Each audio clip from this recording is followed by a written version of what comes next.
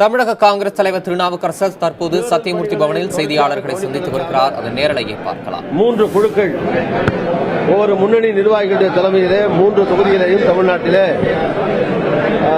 10-12 பேர் கொண்ட ஒரு குழு 3 தொகுதியிலே அமைக்கப்படுகிறது. இவர்கள் அங்கிருக்கிற திமுகவுடைய முன்னாள் அமைச்சர்கள், மாவட்ட செயலாளர்கள், திமுகவால் அறிவிக்கப்பட்டிருக்கிற குழுக்களோடு சேர்ந்து கொண்டு அங்கே தேர்தல் பணிகளை ஆற்றுவார்கள். நானும் 2வது வாரத்தில் இந்த சட்டமன்றத்தில் தேர்தல் நடைபெறக்கூடிய இடைத்தேர்தல் நடைபெறக்கூடிய தொகுதிகளுக்கு நானும் பிரச்சாரத்திற்காக செல்வேன். இந்த 3 தொகுதியில் அரவக்குறிச்சி, தஞ்சாவூர் 2 தொகுதியுமே பண பரிவர்த்தனை நடப்பதனால தேர்தல் தள்ளி வைக்கப்பட்டது. இந்தியா முழுக்க பேசப்பட்ட தொகுதி. அதனால இந்த தொகுதிக்கு நீங்க ராகுல் காந்தி யாரையாவது பிரச்சாரத்துக்கு கூட்டு வர மாதிரி பணப்பட்டுவாடா நடைபெற்றது, முறைகேடுகள் நடைபெற்றதுங்கிற காரணத்தினாலே தான் தேர்தல் தள்ளி வைக்கப்பட்டது. எனவே இப்போது தேர்தல் ஆணையம் முன்பு என்ன காரணங்களுக்காக தேர்தலில் தள்ளி வைக்கப்பட்டதோ அந்த காரணங்கள் மீண்டும் நடக்காத வண்ணம் அவற்றை எல்லாம் தடுத்து நிறுத்தி ஜனநாயக ரீதியாக மக்கள் விரும்புவர்களை தேர்ந்தெடுக்கிற விதத்திலே வாக்களிக்க அந்த வகையிலே தேர்தல் முறையாக நடத்தப்பட வேண்டும் என்று காங்கிரஸ் சார்பிலே தேர்தல் ஆணையத்தை கேட்டுக்கொள்கிறோம். பொதுவாக இடைத்தேர்தல்களில் பெரிய தலைவர்கள் பிரச்சாரம் செய்வது தொடர்ச்சியாக பழக்கத்தில் இல்லை. எனவே இது இடைத்தேர்தலுக்கு அன்னை சோனியா காந்தி அம்மையார் அவர்களையோ தலைவர் ராகுல் காந்தி அவர்களையோ நாங்கள் இந்த இடைத்தேர்தலுக்கு பிரச்சாரம் செய்ய அழைக்கவில்லை. அது அவசியமும் இல்லை, வேண்டியதும் இல்லை. பொதுவாக சின்ன தேர்தல்களில், இடைத்தேர்தல்களில் பெரிய தலைவர்கள் பிரச்சாரம் செய்ய வேண்டியதில்லை, செய்வதும் இல்லை.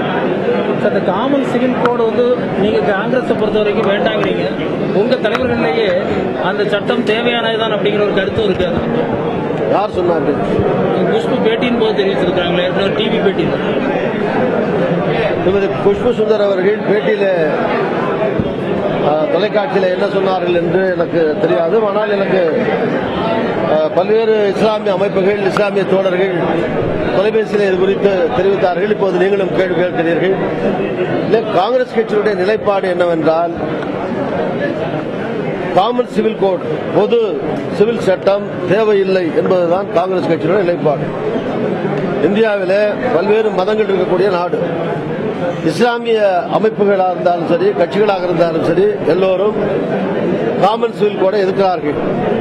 இன்னும் சொல்ல போனால் பண்டித ஜவஹர்லால் நேருவில் இருந்து பல பிரதமர்கள் நாட்டை ஆண்டிருக்கிறார்கள். பிஜேபியில கூட வாஜ்பாய் பிரதமராக இருந்து ஆண்டிருக்கிறார். அவர் கூட காமன் சிவில் கோட் கொண்டு வர முயற்சிக்கவில்லை.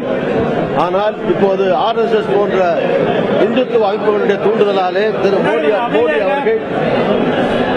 மோடி அவர்கள் இந்த காமன் சிவில் சட்டத்தை எப்படியாவது நடைமுறைப்படுத்துவேன் என்று சொல்லிக் கொண்டிருக்கிறார். இதை காங்கிரஸ் கட்சி வன்மையாக எதிர்க்கிறது, கண்டிக்கிறது.